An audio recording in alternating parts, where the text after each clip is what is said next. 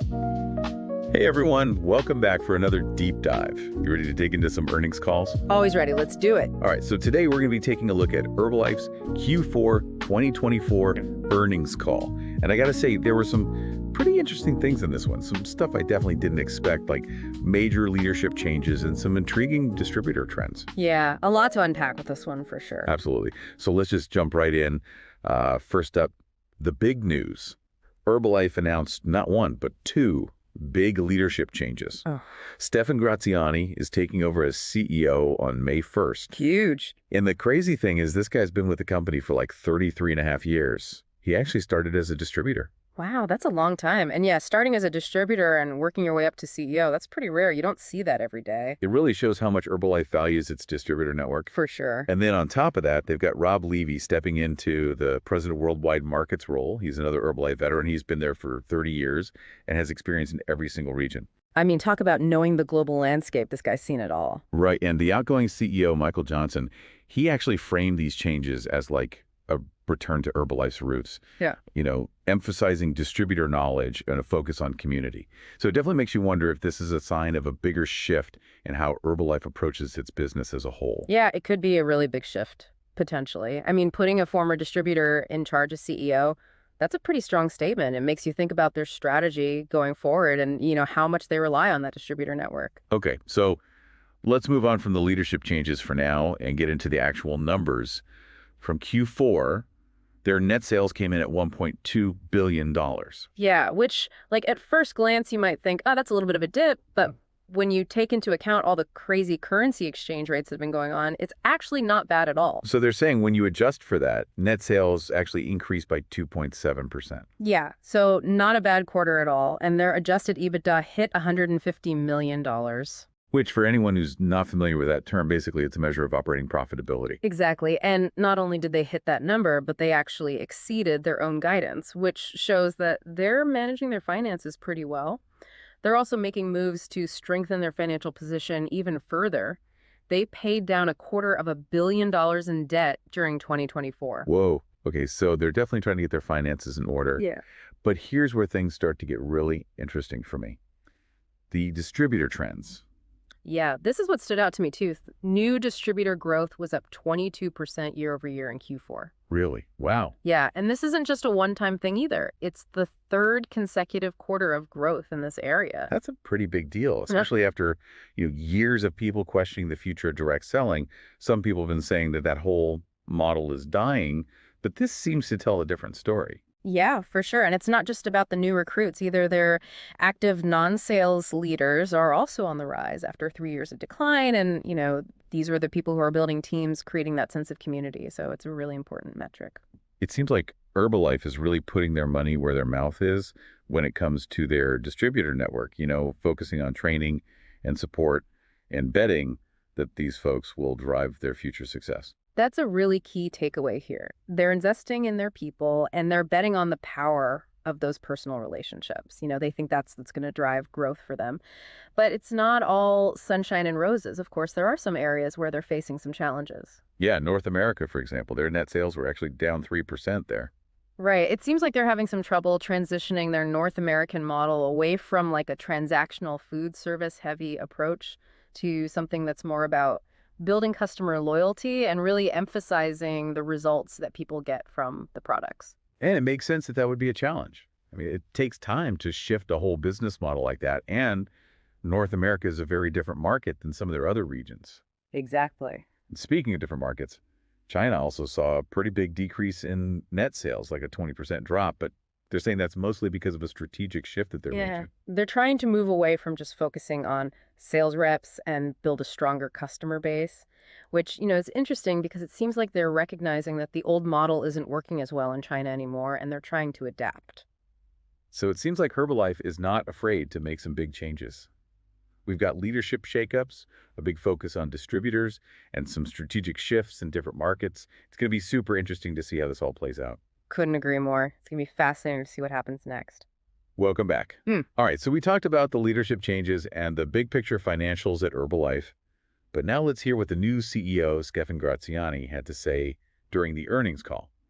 Remember, this is the guy who started as a distributor. Yeah.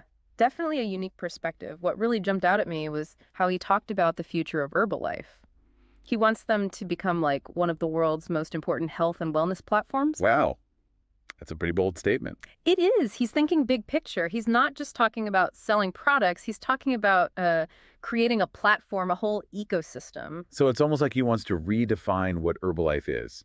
Yeah. You know, going beyond just being a direct selling company. Exactly. He was talking about leveraging technology, adapting to how consumers are changing, and even like exploring new health and wellness products and services, things they've never done before. Like, give me an example. Well, he actually mentioned GLP-1s. GLP-1s, those are the medications that are super popular right now for weight loss and diabetes. Yeah, exactly. It's pretty interesting that they're even considering entering that space. It shows you how much they're thinking outside the box. It definitely does. Yeah. So he's thinking big picture, but he also seems to realize that they need to make some changes in order to stay relevant, right? Oh, absolutely. Yeah. He talked a lot about all the initiatives that they've launched to rebuild their distributor base and get them more active, things like expanding their training programs, offering more leadership development sessions, and just providing more targeted support overall. And is that working? Are you seeing any results from those efforts? It seems like they're seeing growth in new distributors, active non-sales leaders, even their sales leader retention rates are up. So those efforts seem to be paying off, at least for now. But he didn't try to sugarcoat everything, right? He also talked about the challenges they're facing, especially in North America. Right. He was very clear about that. He really emphasized that distributors need to shift their focus away from just selling products and really start building long-term customer loyalty, highlighting the results that people are getting, creating more of a community around health and wellness, not just making transactions. That's a big shift in mindset for sure. So we heard from the new CEO. What about the CFO, John DeSimone? What were some of the key takeaways from his part of the call? Well, he really emphasized their focus on improving profitability. Even with those currency headwinds that we talked about, they still delivered strong adjusted EBITDA results, and they actually expanded their adjusted EBITDA margin, which is pretty impressive. Does that break that down for us non-finance folks? What does that mean in simple terms? Basically, it means that they're becoming more efficient, squeezing more profit out of each dollar of sales, which is good news for investors. God, so they're making more money with what they've got. Makes sense. Did he highlight anything else? Yeah, he also talked about their progress in reducing debt. Remember how they paid down almost $250 million in 2024? Well, he said that they're committed to continuing that trend, and they want to reduce their total leverage ratio to 3 times by the end of 2025. Okay, leverage ratio, what's that all about?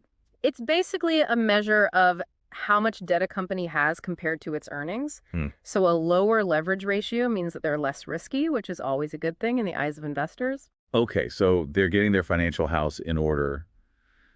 What about those currency exchange rates that we talked about earlier? Did he say anything about how those might affect them going forward? Yeah, he acknowledged that the strong U.S. dollar is probably going to continue to be a headwind, especially in 2025.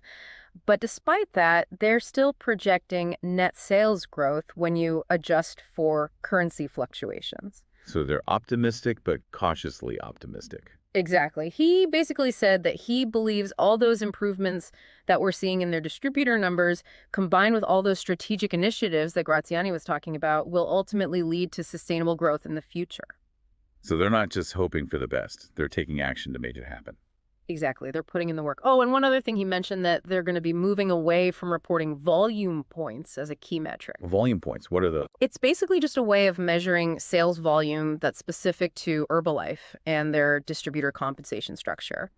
But he basically said that it's not really as meaningful anymore with all the changes that they're making to their incentive programs and different markets. So they're changing how they measure success. Right. Shifting the focus to net sales as their primary measure of performance, which makes sense. I mean, that's a much clearer picture of their overall business growth. Makes sense to me. Okay, so we've heard from both the new CEO and the CFO, and it sounds like they're painting a picture of a company that's in transition, they're embracing change, and they're focused on building a more sustainable future. Absolutely. But the big question still remains, can they actually pull it off? Can they really transform themselves and become this leading health and wellness platform that Graziani's talking about? Okay, so we're back, and it's time to tackle the big question. Will this whole transformation thing actually work for Herbalife?